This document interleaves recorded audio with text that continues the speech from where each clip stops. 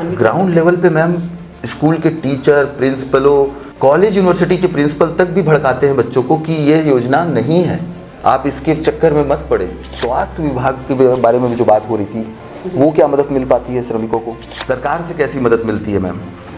तो ये कैसे प्रमाणित होता है कि मतलब समझ कैसे पाए श्रमिक कि अब क्या करूं मैं कि जाके अब योजना का लाभ मिल जाएगा, ऐसा क्या करूं? मैं ये जानना चाहूँगा कि एनआरसी सेंटर में क्या ये लोग पूरी तरीके से स्किल्ड होते हैं इस चीज़ के लिए?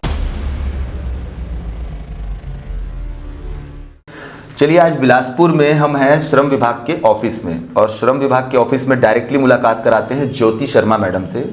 ज्योति शर्मा मैडम हैं कमिश्नर, सहायक कमिश्नर हैं बिलासपुर की, और श्रमिकों के हित के लिए कहीं ना कहीं मैडम की तारीफ़ करूंगा कि उन्होंने हमको इंटरव्यू के लिए समय दिया। मैम, स्वागत करते हैं आपका। और कैसा जा रहा है एक साल आपका पहले तो बिलासपुर में?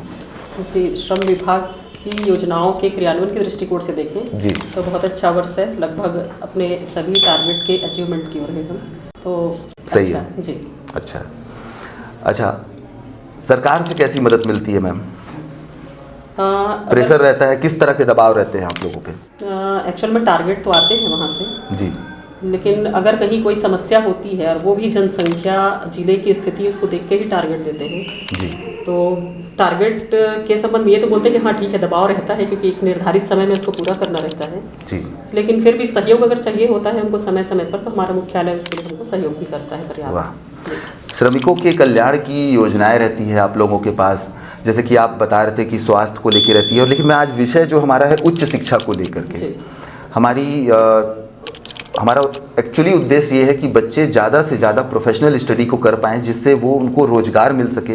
क्योंकि मुख्य धारा से जोड़ने के लिए बच्चों को कहीं ना कहीं रोज़गार के कोर्सों में जोड़ना पड़ेगा। और जब मुझे ये शोध करते करते हमारे चैनल को ये पता चला कि श्रम विभाग भी इस मुहिम में बहुत अच्छा साथ दे रही है बच्चों को उच्च शिक्षा में, तो लगातार इंटरव्यू करते करते मैं आपसे भी ये कुछ क्वेश्चन रह गए थे, हमारे सवाल रह गए थे जो बच्चों ने हमारे पूर्व के वीडियो देखने के बाद भी पूछ रहे थे, कन्फ्यूज़न क्रिएट कर रहे थे। पहली बात तो बच्चे मानते ही नहीं है कि श्रम विभाग से मदद मिलती है, ऐसा क्यों मैम? नहीं, ऐसा तो खैर नहीं है, क्योंकि हमारे यहाँ स्कीम्स जो हैं जितने लाभान्वित हो रहे हैं जी, तो उसकी संख्या को देखते हुए तो लगता है कि हाँ जानकारी है। हाँ। पर यह है कि और अधिक लोगों को जानकारी दी जा सकती है और अधिक लोग लाभान्वित। ग्राउंड लेवल पे मैम स्कूल के टीचर, प्रिंसिपलों, इवन कॉलेज यूनिवर्सिटी के प्रिंसिपल तक भी भड़काते हैं बच्चों को कि ये योजना नहीं है, आप इसके चक्कर में मत पड़े। हमारे पास तो इस चीज़ के भी प्रमाण है, तो इस चीज़ के लिए क्या बोलना चाहेंगे मैम? नहीं, देखिए, समय समय पर जहाँ पर भी हमको अवसर मिलता है, या जैसे बैठक होती है टीएल की बैठकों में, या फिर अगर स्कूल डिपार्टमेंट का भी अगर कहीं प्रिंसिपल्स की बैठक होती है तो उसमें भी हम उनको जानकारी देते हैं। उनके द्वारा जो प्रपत्र साइन करके देना है वो प्रपत्र भी उनको दिया जाता है, इसकी जानकारी उनको दी जाती है। तो हाँ, ये कुछ जगहों पे आती है समस्या, पर ऐसा नहीं है कि हर जगह ये समस्या आ रही है। क्योंकि मैम हमने जब भी प्रोग्राम किया, हम कोशिश करते हैं कि बच्चों को कैरियर काउंसलिंग देने के साथ साथ जब बताएं कि श्रम विभाग से भी आपको उच्च शिक्षा के लिए स्पेशली मदद मिलती है, और अगर खासकर आप प्रोफेशनल पढ़ाई करते हैं तो आपको एक अच्छी खासी राशि मिल सकती है ST SC OBC स्कॉलरशिप के अलावा, जिससे आप एक मान लो गवर्नमेंट कॉलेज में चयन नहीं हो पाता है तो आप प्राइवेट कॉलेजों में भी स्कॉलरशिप सीट में आप पढ़ाई कर सको। तो इस चीज़ के लिए मैम क्या कभी हम ऐसा प्रोग्राम ऑर्गेनाइज करते हैं हमारे इंस्टीट्यूट में, तो आप वहाँ पे आएंगे मैम? वहाँ हाँ, जरूर आएंगे। जहाँ पर भी हमारे श्रमिकों के बच्चों को लाभ मिलने का अवसर दिखेगा वहाँ पे जरूर हम। मैं ये जानना चाह रहा था, क्योंकि प्लेटफॉर्म तो ठीक है एजुकेशन का है, जो इस पर मैं बोल रहा हूँ आगे भी डीप में बात करेंगे, लेकिन ये स्वास्थ्य विभाग के बारे में भी जो बात हो रही थी, वो क्या मदद मिल पाती है श्रमिकों को?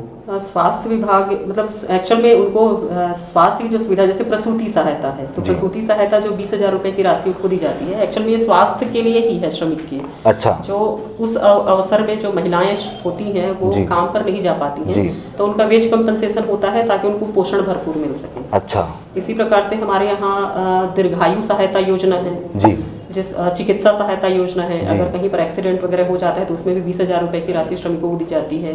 तो ये कैसे प्रमाणित होता है कि मतलब समझ कैसे पाए श्रमिक कि अब क्या करूं मैं कि जाके अब योजना का लाभ मिल जाएगा, ऐसा क्या करूं? देखिए इसके लिए समय, हालांकि प्रेस विज्ञप्ति भी हम लोग जारी करते हैं, पर आप ये कहेंगे कि श्रमिक उतना वो पढ़ते नहीं एक्टिव है मैम पेपर और चीजों में। आप जैसे बहुत सारे हैं सहयोगी बंधु जो समय समय पर आते हैं, उनके माध्यम से भी हम उनको जानकारी देते हैं। हमारे 4 LRC सेंटर्स हैं चारों जनपदों में। वो LRC सेंटर में जो एम्प्लॉय बैठते हैं, उनका मुख्य काम ही ये है कि जो जनपद में आ रहे हैं एम्प्लॉय, मतलब अगर मजदूरी का कोई श्रमिक है तो उसको यहाँ बिलासपुर जिला कार्यालय आने की आवश्यकता नहीं है, वो वहाँ पर ही जाकर LRC सेंटर में मतलब उनको जानकारी दें। साथ ही हम महीने में लगभग 20 स्थानों पर शिविर भी लगाते हैं। वो शिविर में उनका पंजीयन, उनकी योजनाओं के आवेदन के साथ साथ योजनाओं की जानकारी भी दी जाती है। साथ ही हमको भवन से निर्माण कर्मकार कल्याण मंडल से ब्रोशर और पॉम्पलेट भी दिए जाते हैं, जिसको भी अगर कहीं पर भी शिविर होता है, चाहे जन समस्या निवारण शिविर हो या हमारे द्वारा लगाया शिविर हो या जिला प्रशासन का किसी प्रकार का भी शिविर हो, वहाँ पर भी उसको वितरित किया जाता है और हमारे जो लेबर इंस्पेक्टर हैं और LRC के जो कर्मचारी हैं उनके द्वारा जानकारी दी जाती है।